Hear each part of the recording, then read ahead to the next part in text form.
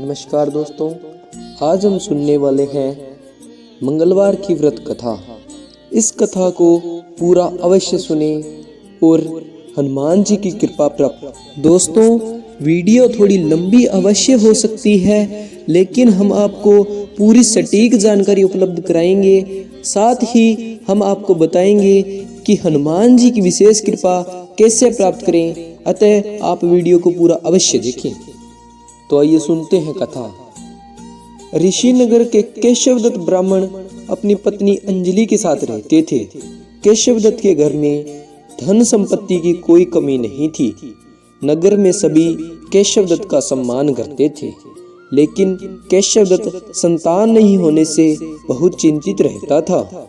दोनों पति पत्नी प्रति मंगलवार को हनुमान जी की पूजा करते थे। विधिवत मंगलवार का व्रत करते हुए कई वर्ष बीत गए। ब्राह्मण बहुत ही निराश हो गया, लेकिन उसने व्रत करना नहीं छोड़ा। कुछ दिन के बाद केशवदत्त हनुमान जी की पूजा करने जंगल में चला गया और उसने सोचा कि मैं ब्रह्मचर्य का पालन करता हूँ, जिससे हनुमान जी की कृपा मुझे प्राप्त होगी। उसकी पत्नी अंजलि घर में रहकर मंगलवार का व्रत करने लगी। दोनों पति पत्नी पुत्र प्राप्ति के लिए मंगलवार का विधिवत व्रत करने लगे। अंजलि ने अगले मंगलवार को व्रत किया, लेकिन किसी कारणवश उस दिन अंजलि हनुमान जी का भोग नहीं लगा सकी। उस दिन वह सूर्यास्त के बाद भूखी प्यासी सो गई। तब उसने अगले मंगलवार को हनुमान जी को भोग लगाकर ही भोजन करने का प्रण लिया। 6 दिन तक अंजलि भूखी प्यासी रही। 7वें दिन मंगलवार को अंजलि ने हनुमान जी की पूजा की, लेकिन तभी भूख प्यास के कारण अंजलि को चक्कर आ गया और अंजलि बेहोश हो गई। हनुमान जी ने उसे स्वप्न में दर्शन दिए और कहा, उठो पुत्री, मैं तुम्हारी पूजा पाठ से बहुत प्रसन्न हूँ। तुम्हें एक सुंदर और सुयोग्य पुत्र होने का वर देता हूँ। यह कहकर हनुमान जी अंतर्ध्यान हो गए। तत्काल अंजलि ने उठकर हनुमान जी का भोग लगाया और स्वयं भी भोजन किया। हनुमान जी के अनुकंपा से अंजलि गर्भवती हुई और 10वें महीने एक सुंदर शिशु को जन्म दिया। मंगलवार को जन्म लेने के कारण उस बच्चे का नाम मंगल प्रसाद रखा गया। कुछ दिन के बाद अंजलि का पति केशवदत्त भी घर लौट आया। उसने मंगल को देखा तो उसने पूछा, अंजलि, यह सुंदर बालक किसका है?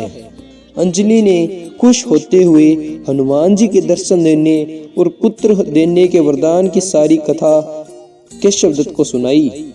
लेकिन केशवदत्त को उसकी पत्नी की बातों पर विश्वास नहीं हुआ। उसके मन में पता नहीं कैसे एक कलुषित विचार आ गया कि अंजलि ने उसके साथ विश्वासघात किया है। अपने पापों को छिपाने के लिए अंजलि झूठ बोल रही है। केशवदत्त ने उस बच्चे को मार डालने की योजना बनाई। एक दिन केशवदत्त स्नान करने के लिए कुएं पर गया। मंगल भी उसके साथ था। केशवदत्त ने मौका देखकर मंगल को कुएं में फेंक दिया और घर आकर बहाना बना दिया कि मंगल तो कुएं पर उसके साथ पहुंचा ही नहीं। केशवदत्त के इतना कहते ही ठीक बाद मंगल दौड़ते हुए घर लौट आया और केशवदत्त मंगल को देखकर बुरी तरह हैरान रह गया।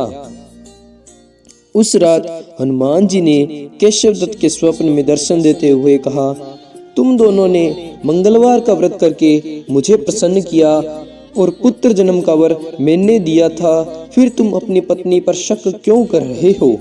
उस समय केशवदत्त ने अंजलि को जगाकर उससे क्षमा मांगी और स्वप्न में हनुमान जी के दर्शन देने की सारी कथा सुनाई। केशवदत्त ने अपने बेटे को हृदय से लगा लिया और बहुत प्यार किया। उस दिन के बाद सभी आनंद पूर्वक रहने लगे। मंगलवार का विधिवत व्रत करने से केशवदत्त के सभी कष्ट दूर हो गए। इस तरह जो स्त्री पुरुष विधिवत मंगलवार का व्रत करते हैं तथा कथा सुनते हैं, हनुमान जी उनके सभी कष्टों को दूर कर घर में धन संपत्ति का भंडार देते हैं और साथ ही शरीर के सभी रक्त विकार रोग नष्ट कर देते हैं। अब आप सुनिए, मंगलवार का व्रत करते समय हनुमान जी की विशेष कृपा कैसे प्राप्त करें। इसके लिए हम गोस्वामी तुलसीदास जी के द्वारा हनुमान जी के दर्शन प्राप्त करने की कथा सुनेंगे। तो सुनते हैं हनुमान जी की और तुलसीदास जी की कथा। गोस्वामी जी काशी के प्रहलाद घाट पर प्रतिदिन वाल्मीकि रामायण की कथा सुनाने जाया करते थे। एक दिन वहां पर विचित्र घटना घटी। तुलसीदास जी प्रतिदिन शौच होने के लिए जंगल में जाते थे। लौटते समय जो जल का अवशेष होता उसे एक पीपल के वृक्ष के नीचे डाल देते थे। उस पीपल में एक प्रेत रहता था। उस जल से प्रेत की प्यास मिट गई। जब प्रेत को यह मालूम हुआ यह एक महात्मा है, तब एक दिन प्रत्यक्ष होकर उसने कहा, तुम्हारी जो इच्छा हो मुझे कहो, मैं उसे पूर्ण करूंगा। तुलसीदास जी ने कहा, मैं भगवान श्री राम का दर्शन करना चाहता हूँ। प्रेत ने कुछ सोचकर कहा कि मैं भगवान के दर्शन कराने का सामर्थ्य तो नहीं रखता हूँ, परंतु तुम्हारी कथा सुनने के लिए प्रतिदिन प्राय एक कोढ़ी के रूप में श्री हनुमान जी तुम्हारी कथा सुनने आते हैं। वे सबसे पहले आते हैं और सबसे बाद में जाते हैं। समय देकर उनके चरण पकड़ लेना और हट करके भगवान के दर्शन कराने को कहना। तुलसीदास जी ने वैसा ही किया और श्री हनुमान जी, जब तुलसीदास जी कथा करने बैठे तो एक कोढ़ी के रूप में सर्वप्रथम हनुमान जी वहां पर आए और सबसे अंतिम वे जाने लगे। तब श्री हनुमान जी के तुलसीदास जी ने चरण पकड़ लिए और कहा कि मुझे श्री राम जी के दर्शन करा दीजिए। तब श्री हनुमान जी ने कहा, तुम्हें चित्रकूट में भगवान के दर्शन होंगे। इसके पश्चात तुलसीदास जी चित्रकूट की यात्रा में निकल गए। चित्रकूट पहुंचकर तुलसीदास जी नंदाकिनी नदी के तट पर राम घाट पर ठहर गए। तुलसीदास जी प्रतिदिन नंदाकिनी में स्नान करते और मंदिर में भगवान के दर्शन करते थे, रामायण का पाठ करते और निरंतर भगवान का नाम जप करते थे। एक दिन वे प्रदक्षिणा करने गए। मार्ग में उन्हें अनुरूप भूत शिरोमणि भगवान राम के दर्शन हुए। उन्होंने देखा कि दो बड़े ही सुंदर राजकुमार दो घोड़ों पर सवार होकर हाथ में धनुष बाण लिए हुए शिकार खेलने जा रहे हैं। उन्हें देखकर तुलसीदास जी मुग्ध हो गए, परंतु वह कौन है यह नहीं पहचान सके। इसके उपरांत श्री हनुमान जी ने प्रकट होकर सारा भेद बताया। तुलसीदास जी पश्चाताप करने लगे। उनका हृदय उत्साह से भर गया। तब श्री हनुमान जी ने उन्हें धैर्य दिया और प्रातःकाल फिर दर्शन होंगे। तब यह कहकर तुलसीदास जी को संतोष हुआ। बुधवार विक्रम संवत 1608 मौनी अमावस्या के दिन प्रातःकाल गोस्वामी जी पूजा के लिए चंदन घिस रहे थे। तब श्री राम तथा श्री लक्ष्मण आकर उनसे तिलक लगाने को कहते हैं। श्री हनुमान जी ने सोचा शायद इस बार भी तुलसीदास जी न पहचान पाएंगे, इसलिए उन्होंने तोते का वेश धारण कर उन्हें चेतावनी का दोहा दिया। चित्रकूट के घाट पर भई संतन की भीड़, तुलसीदास चंदन घिसे तिलक देन रघुबीर। इस दोहे को सुनकर तुलसीदास जी अतृप्त नेत्र से आत्माराम की मनमोहिनी छवि सुधा का पान करने लगे। देह की सुधा भूल गई और आंखों में आंसुओं की धार बहने लगी। अब चंदन कौन घिसे? भगवान श्री राम ने पुनः कहा कि हे बाबा मुझे चंदन दो, परंतु कौन सुनता। तुलसीदास जी तो बेसुध पड़े थे। भगवान ने अपने हाथ से चंदन लेकर अपने व तुलसीदास जी के ललाट पर तिलक किया और अंतर ध्यान हो गए। तुलसीदास जी जल विहीन मछली की भांति विरह वेदना तड़पने लगे। सारा दिन बीत गया, उन्हें पता नहीं चला। रात में हनुमान जी ने उन्हें जगाया और उनकी दशा सुधार दी। उन दिनों तुलसीदास जी बड़ी ख्याति के हो गए। उनके द्वारा कई चमत्कार की घटनाएं भी घटी। जिससे उनकी प्रतिष्ठा बढ़ी और बहुत से लोग उनके दर्शन करने आने लगे। इस तरह आपने सुनी श्री हनुमान जी और तुलसीदास जी की कथा। इस कथा का सार यह निकलता है कि जो मंगलवार के दिन या प्राय वाल्मीकि रामायण का पाठ करता है उन पर श्री हनुमान जी की कृपा विशेष रहती है। अब आप सुनिए श्री गणेश जी महाराज की कथा। इनकी कथा हमें इसलिए सुननी चाहिए क्योंकि इनकी कथा सुनने से किसी भी कार्य में कोई विघ्न नहीं आता और कार्य जल्दी ही सिद्ध हो जाता है। अतः आप सुनिए गणेश जी महाराज की कथा। एक बार की बात है, एक विनायक नाम का बालक जिसे किसी ने एक मुट्ठी चावल और एक चम्मच दूध दिया, वह अपने गांव में सारे घरों में घूमता घूमता और कहता कि कोई मेरी यह खीर बना दो, लेकिन किसी ने भी उसे खीर नहीं बना कर दी। इस प्रकार वह सारे गांव में घूमता घूमता गांव के बाहर एक कुटिया पर पहुंचा। कुटिया में बुढ़िया माई रहती थी। बुढ़िया माई से जाकर विनायक ने कहा, बुढ़िया माई मेरी यह खीर बना दो। तब बुढ़िया माई बोली, ला मैं तेरी खीर बना देती हूँ। विनायक ने अपने झोले से एक मुट्ठी चावल और एक चम्मच दूध निकाला और बुढ़िया माई को दिया। बुढ़िया माई देखते ही हंसने लगी और बोली, ठीक है मैं तेरी खीर बना देती हूँ। विनायक बोला, बुढ़िया माई आप खीर बनाइए, इतने समय तक मैं बाहर खेलता हूँ। तब बुढ़िया माई खीर बनाने लगी। खीर बनकर तैयार हो गई। तब बुढ़िया माई ने विनायक को आवाज लगाई, लेकिन वहां पर कोई न था। बुढ़िया माई बाहर आकर देखने लगी और बुढ़िया माई ने आवाज लगाई, लेकिन बुढ़िया माई को दूर दूर तक कोई न दिखा और न ही कोई आवाज आई। तब बुढ़िया माई अपनी कुटिया में वापस जाने लगी।